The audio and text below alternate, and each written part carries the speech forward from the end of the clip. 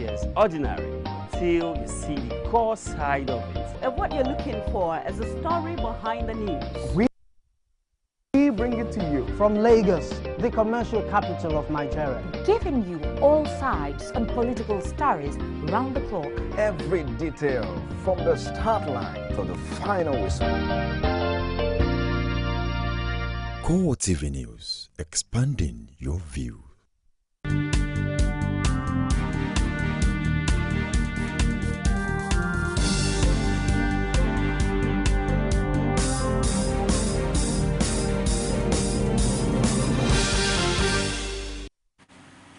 This is CoreTV News on the Hour with Nifemi Oguntoye.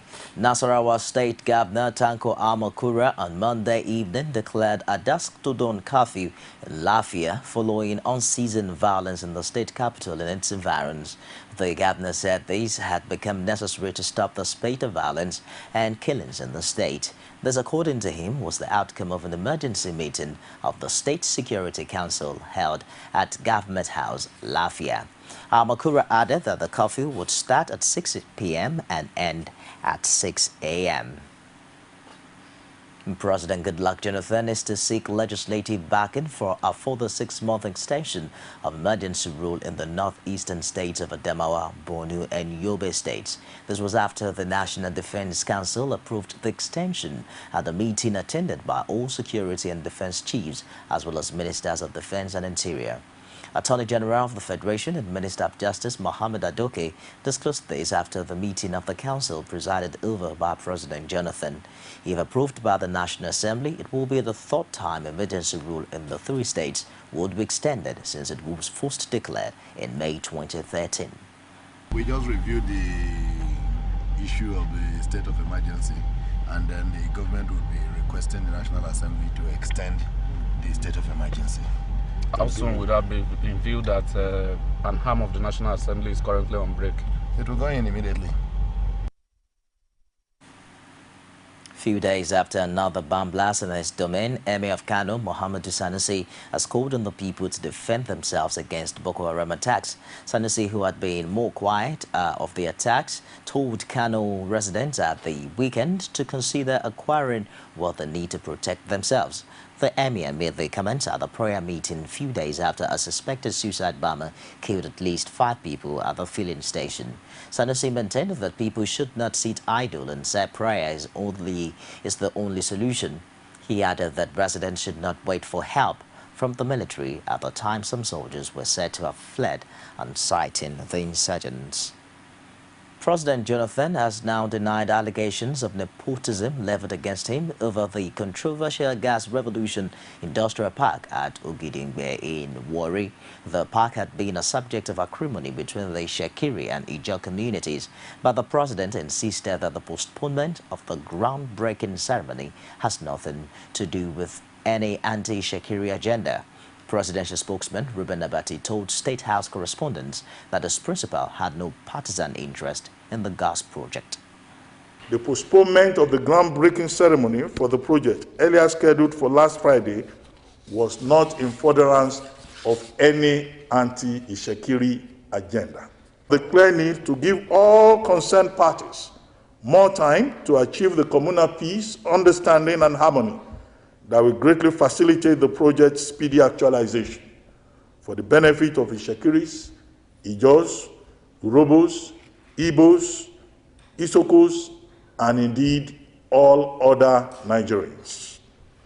In the greater interest of the nation, President Jonathan expects the respected elders and leaders of the concerned communities to heed the pleas of the federal and state government mediators and expeditiously resolve their differences for the good of all and the progress of the country.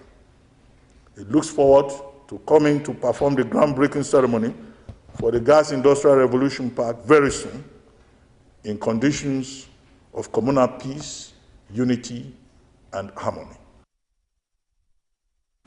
Ekiti State is once again in the news for a disturbing reason. This time around, lawmakers belonging to the People's Democratic Party convened plenary amidst watertight security and behind closed door to confirm 3 commissioner nominees and approved 12 special advisors listed by Governor Ayodele Fayose. The APC, which has 19 out of the 26 members in the House of Assembly, is already crying blue mother on the development. Rashid has the details. The crisis rocking the State House of Assembly took a new twist as members belonging to the People's Democratic Party converged for plenary. The 7 PDP lawmakers met behind closed door amidst tight security while journalists were barred from covering the session. At the end of the session, 3 commissioner nominees were confirmed alongside the approval of 12 special advisors. The PDP lawmakers also gave the governor go-ahead to inaugurate caretaker officials for the 16 local government areas of the state. The APC in the state described the development as a rape on the constitution. The governor has sent a letter to the House that has been read in our last sitting of 11th November. And the continuation of the program is what we have just done. The battalion of soldiers and the security men, the police, the SSS, and the men of the civil defense that we saw at the House of Assembly today, it's like a coup d'etat. A coup has just taken place in Ekiti. What should normally constitute a quorum in a 26-man legislative house also became a subject of heated argument between the PDP lawmakers and the APC. 7th member PDP House of Assembly sat, and if you can get us, let them come out boldly in the face of reality, in the face of sincerity, and let them show us the video coverage. That I will tell you, there are a lot of impersonation going on.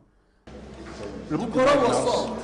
Actually, you can see even the Constitution explains very clearly that if the quorum is even 7 without any observation, you can go ahead. And that there wasn't any observation, and we met the prerequisite or the necessary. The place of the Speaker and the House leadership is also bringing additional reports from the opposing sides. We are very sure of the 19th APC House of Assembly member in the House of Assembly.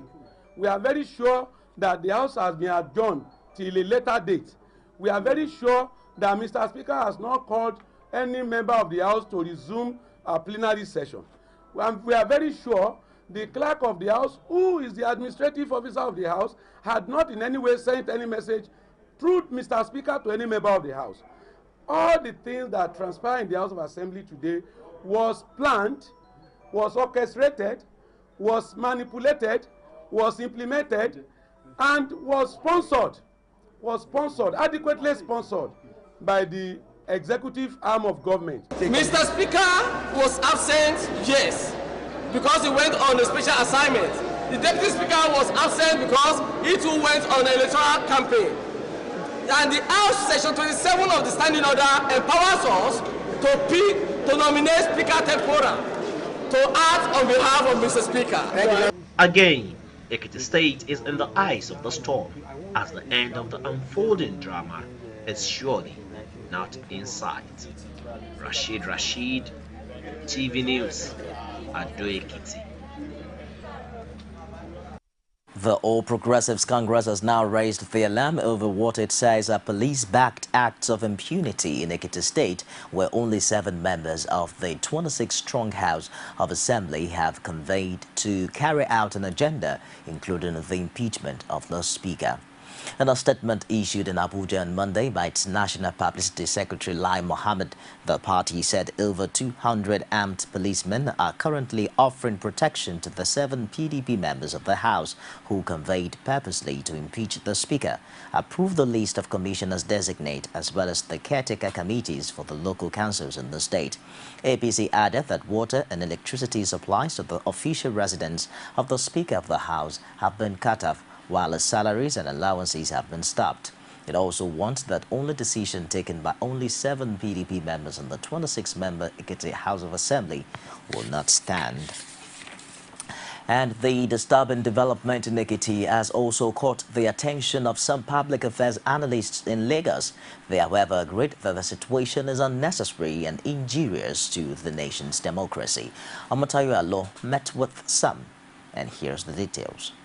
Public affairs analyst Biodun Showumi says the display in Ekiti is simply an excessive use of executive power, which needs to be checked urgently. We need to understand the trend of what is going on in the country currently.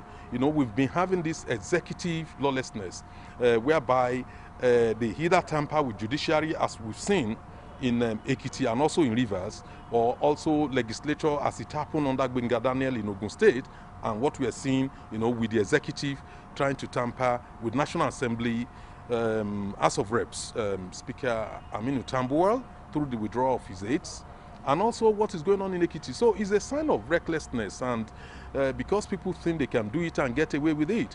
Blaming both sides of the divide, the Director General Center for Democratic Governance in Africa, Daffy Akocha, stressed that the people of Ekiti will be the ones to suffer if the governor and speaker don't call a truce. The speaker at this time should harmonize a cordial working relationship with the governor. Let him come together, sit down with the governor so they can move the state forward rather than all this. He should realize that his state, his party is no more in government. His party is no more ruling. He should realize that it's obtainable anywhere in the world. You must work with the government of the day so that the goodies, the benefits of what is accorded to the state can come to them. Another public affairs analyst, Liboros Oshoma, described the development in Ekiti as nothing new, especially against the political background of those involved in the crisis. It is easier now for the speaker to say, well, I'm in opposition. That is why it is happening to me, you know. But we must also insist that the right thing be done. And so Fayose should allow, you know, there are rules in the house. It should allow the rule of the house to prevail. They, however, want politicians, irrespective of party leanings, not to toy with the nation's democracy and its peace, especially in the southwest. Omotayo Alo, CoreTV News, Lagos. We'll take a break now, and I'll be back with more stories. Don't go away. Glad to have you join us on another edition of The Political Arena, the most detailed and incisive political show. If you are a sitting governor and the opposition is able to stomach structure against you, that means you are wicked to the people.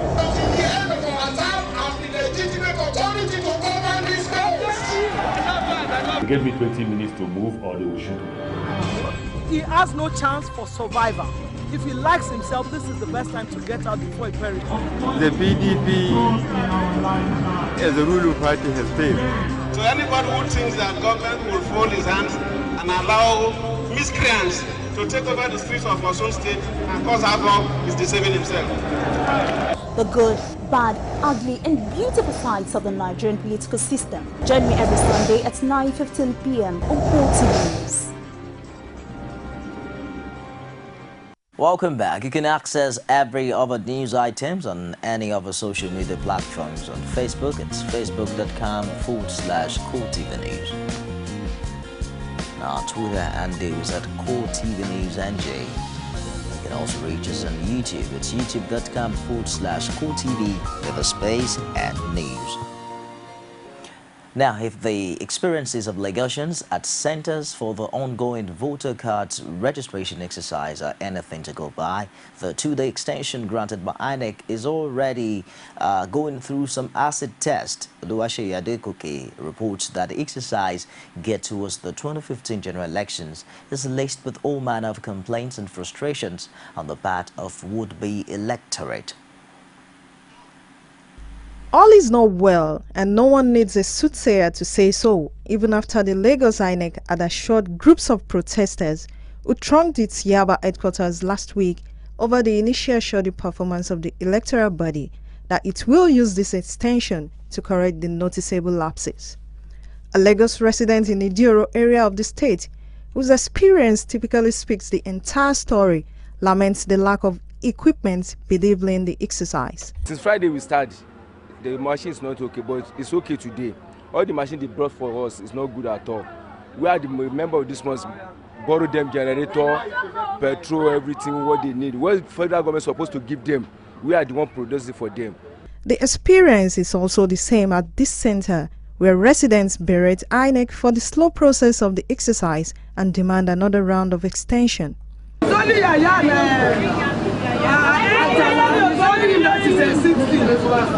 only one or two places that we can be able to register ourselves, but other places are vacancies, nobody to register us, and we have been starting for more than 4 weeks ago now. The process is dull, it's slow, and you can see the area, the street is very big. This is Alajilasis Idioro. So if since Thursday, I myself have been trying to do this registration, but I can't because only one person. Thank you. Today they are 2, and you can see the population of people is too much.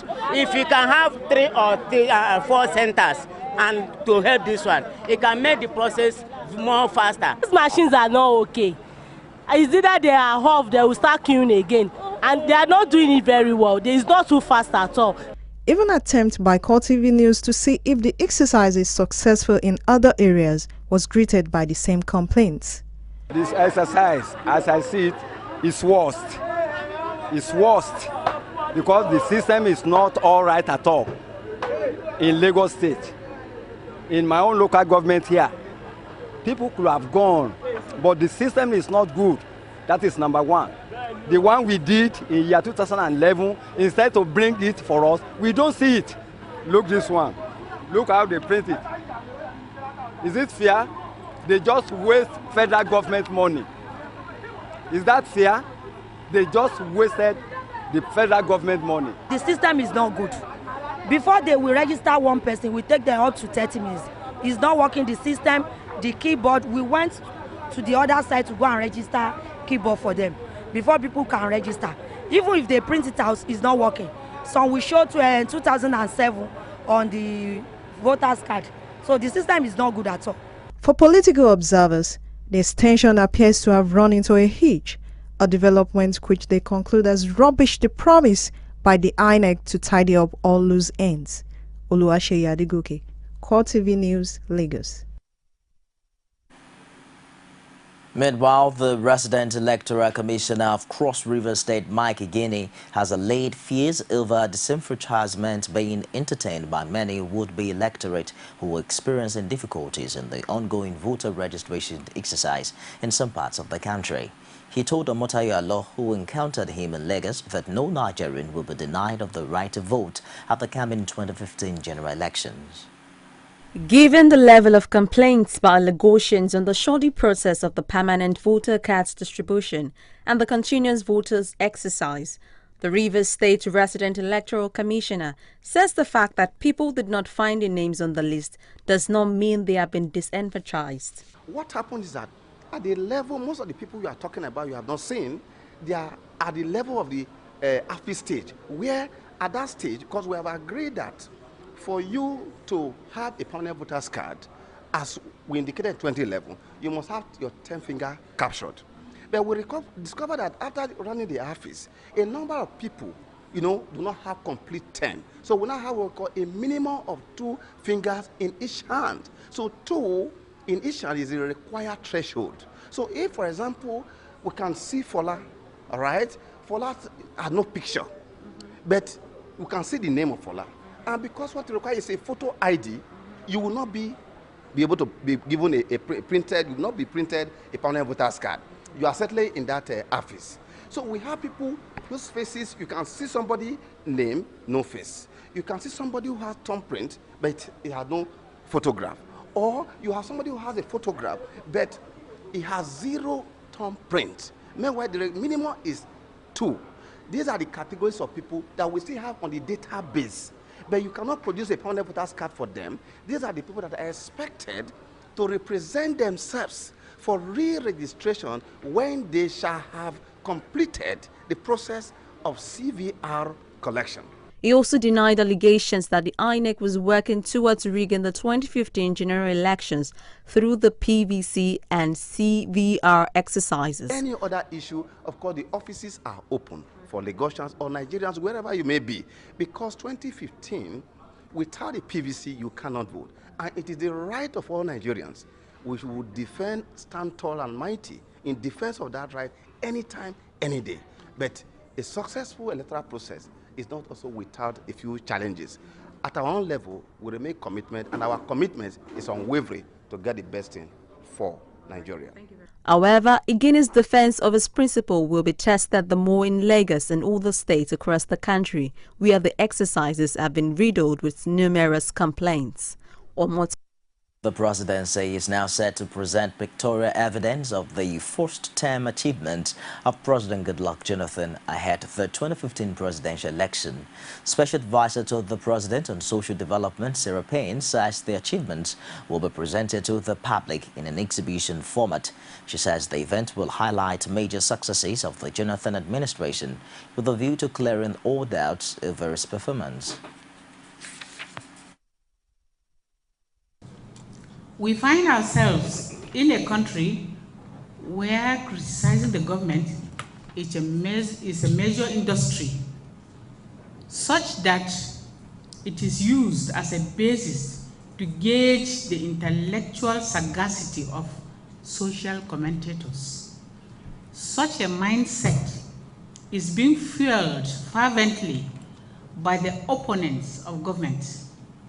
While it is more important for government to provide goods and services to its people, it is also important that the people are well informed about the activities of government to enable them express opinions that should influence further government action.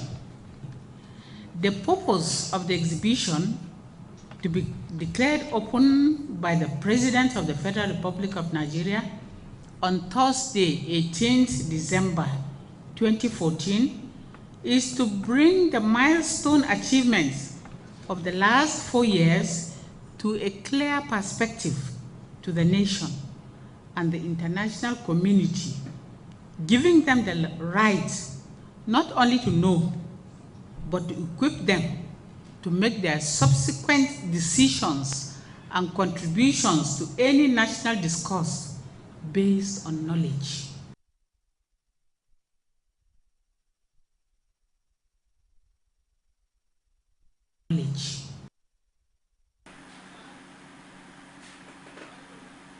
Former Vice President Atiku Abubakar has handed over the presidential nomination forms he picked up at the beginning of the month to the national leadership of the All Progressives Congress. The presidential aspirant, who was the first to collect the form, was accompanied by a number of APC functionaries to submit the two forms to the party secretariat in Abuja. Speaking at the brief event, the former Vice President pledged to remain loyal to the party regardless of the outcome of the primary.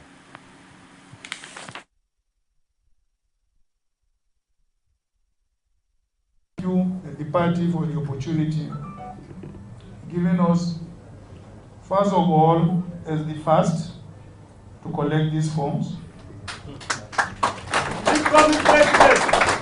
I also want to thank you for the opportunity again to be the first to return the forms. And let me assure you, Mr. Chairman, we will continue to be loyal and dedicated party members, no matter the outcome of this. First to take your forms, first to return your forms. What one can say about that is that you have properly exemplified what the APC stands for today. Thoroughly organized, well organized, and seeking to be the first in everything. Putting this country first, putting first as its first priority the welfare of the people of this country. That is what your action today has exemplified for the nation generally. Thank you, sir.